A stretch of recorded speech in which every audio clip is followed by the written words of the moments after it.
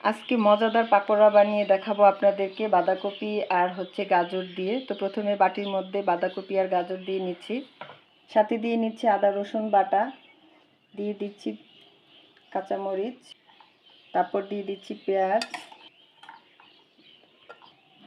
দিয়ে দিচ্ছি চাউলের গুঁড়া 2 টেবিল চামচ, ধনিয়া পাতা, একটু ধনিয়ার গুঁড়া, আর দিয়ে দিচ্ছি একটু জিরা গুঁড়া, সাথে দিয়ে দিচ্ছি একটা ডিম, স্বাদ অনুযায়ী লবণ।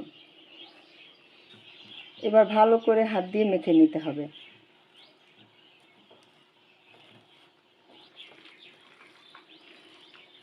তো আমার মাখা হয়ে, এখন চুলায় একটা প্যান দিয়ে নিয়েছি। এখন এখানে পরিমাণ মতন তেল দিয়ে নেব ভাজার জন্য। তো তেলটা গরম হয়ে আসছে, এটা এখন দিয়ে দিব একটা একটা করে।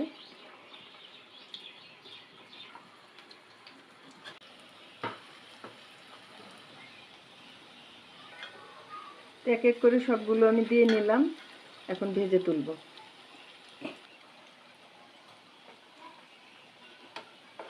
তো সবগুলোকে আমি এখন এক এক করে উল্টে দিচ্ছি, আস্তে আস্তে সবগুলোকে উল্টিয়ে দেবো এইভাবে। তো আমার ভাজা হয়ে গিয়েছে, এরকম অবস্থা থাকাতে আপনারা তুলে ফেলবেন। তো এখন এগুলোকে সব তুলে ফেলবো একটা একটা করে। এই যে হয়ে গেল আমার মজাদার পাকোড়া। তো আপনারা এভাবে রেসিপি দেখে বানাবেন। তো রেসিপিটা ভালো লাগলে সবাই একটু লাইক কমেন্ট শেয়ার করে দেবেন। ভালো থাকবেন, আল্লাহ হাফেজ।